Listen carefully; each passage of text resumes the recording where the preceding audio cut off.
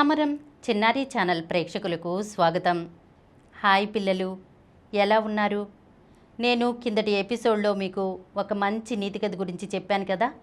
ఈరోజు కూడా నేను మీకు మరో మంచి నీతి కథ గురించి చెప్తాను, సరేనా? కథను జాగ్రత్తగా వినండి, అందులో ఉన్నటువంటి నీతిని గురించి తెలుసుకోండి. అనగనగా పార్వతీపురం అనే గ్రామంలో వీరయ్య, చంద్రమ్మ అనే దంపతులు ఉండేవాళ్ళు పిల్లలు. వాళ్ళు చాలా ధనవంతులు. అతని ఇంట్లో సోమయ్య అనే పాలేరు పనిచేస్తూ ఉండేవాడు. అతని భార్య కూడా అక్కడే పనిచేస్తూ వాళ్ళింట్లో ఓ మూల ఉన్న పూరిపాకలో ఉండేవాళ్ళు. వారికి ఒక అబ్బాయి, అతని పేరు రాము. అతన్ని చదివించాలని బాగా ఆశపడతాడు సోమయ్య. ఒకరోజు సోమయ్య వీరయ్య భార్య చంద్రమ్మ దగ్గరకు వచ్చి, అమ్మా, నేను మా అబ్బాయిని చదివించాలనుకుంటున్నాను, దానికి మీరు సహాయం చేయాలని అడుగుతాడనమాట. అప్పుడు చంద్రమ్మ, నువ్వు చేసేది పాలేరు పని. నీ బిడ్డని చదివించాలనుకుంటున్నావా? ఏమీ అక్కర్లేదు. నీ కొడుకుని ఇక్కడ పనిలో పెట్టి నువ్వు నీ భార్య మామిడి తోటలో ఉండండి అని గట్టిగా చెప్తుంది. నీ కొడుకు జీతం నా దగ్గరే ఉంటుంది. వాడికి వయసు వచ్చిన తర్వాత ఆ డబ్బులు నేను ఇస్తాను. అప్పటిదాకా నేను చెప్పిన పని చేయండి అంటుందన్నమాట.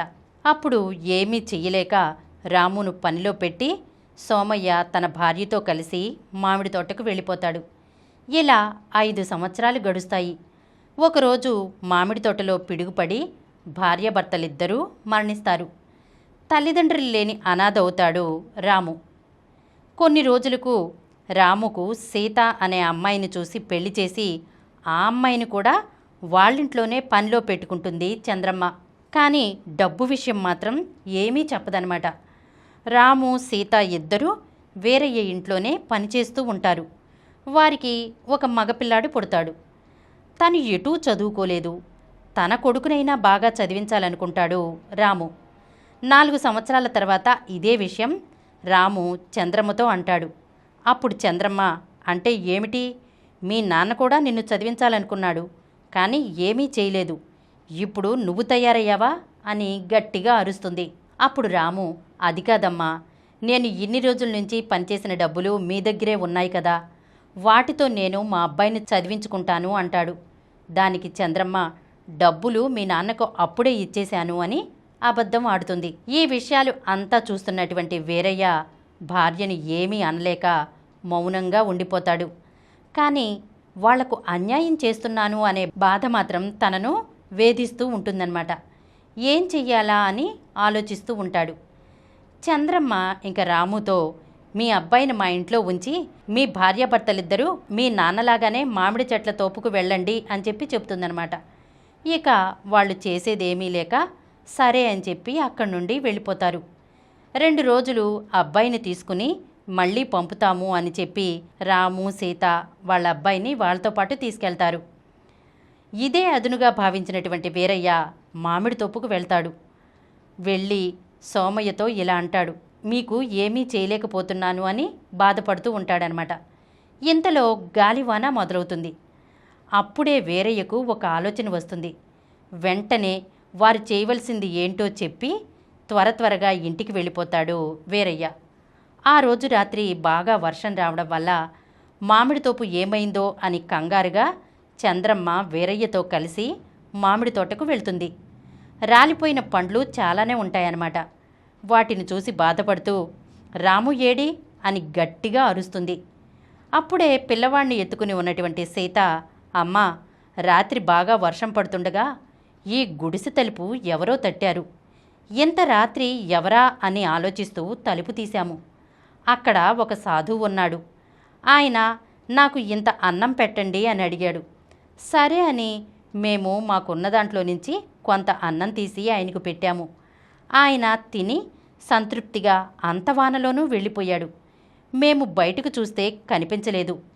ఆయన తిన్న కంచం, ఆయన ముట్టుకున్న గ్లాసు విచిత్రంగా బంగారంగా అయ్యాయి. వాటిని పక్క గ్రామంలో అమ్ముకుని వస్తాను అని రాము వెళ్ళాడమ్మా అని అబద్ధం చెప్తుంది. చంద్రమ్మ ఆలోచిస్తూ ముందుకు వెళ్ళింది. సీత ఆమె చూడకుండా వీరయ్యకు నమస్కరిస్తుంది. ఇంటికి వెళ్ళినా ఈ విషయం గురించే ఆలోచిస్తూ ఉంటుంది చంద్రమ్మ. తమ దగ్గర పనిచేస్తున్న వారికి నిజంగా సాధువు బంగారు కంచం గ్లాసు ఇచ్చాడా అని అదే ఆలోచిస్తూ ఉంటుందన్నమాట. 2 రోజుల తర్వాత బాగా గాలివాన వస్తుండగా ఎవరో తలుపు తట్టిన శబ్దం వినిపించి వెళ్ళి తలుపు తీసింది చంద్రమ్మ. అక్కడ ఒక సాధువు కనిపించాడు. అమ్మా, కొంచెం అన్నం పెట్టండి అని అడుగుతాడు. నా ఇంటికి కూడా సాధువు వచ్చాడు అని చంద్రమ్మ ఆనందంగా ఆయనకు ఒక పెద్ద పళ్ళెంలో అన్ని రకాల పదార్థాలు వడ్డించి ఒక పెద్ద చెంబుతో మంచినీళ్ళు ఇస్తుంది. ఇవి కూడా బంగారం అవుతాయి అని ఆశతో ఇస్తుందన్నమాట. కొంతసేపటికి ఆ సాధువు వెళ్తాను అంటే చంద్రమ్మ, ఎందుకు స్వామి, ఇంత వానలో ఎక్కడికి వెళ్తారు?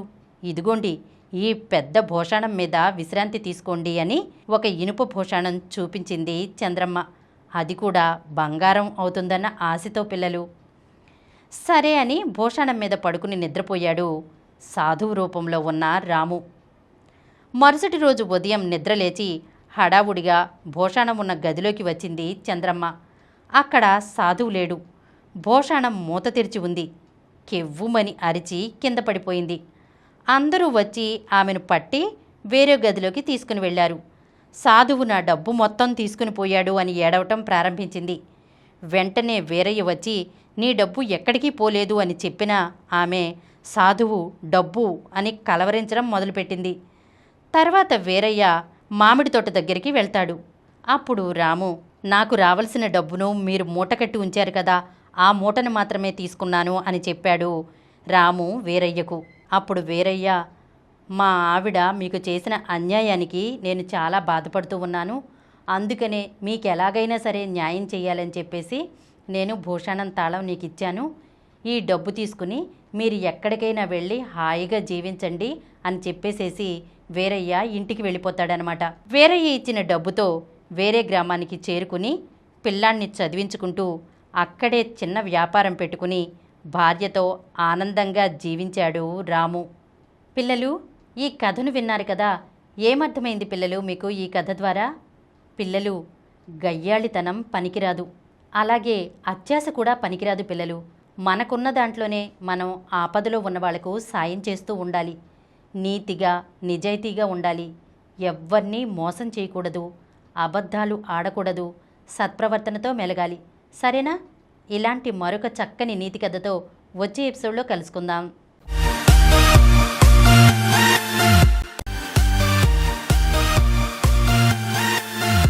ఈ కార్యక్రమం మీకు ఎంతో నచ్చింది కదా.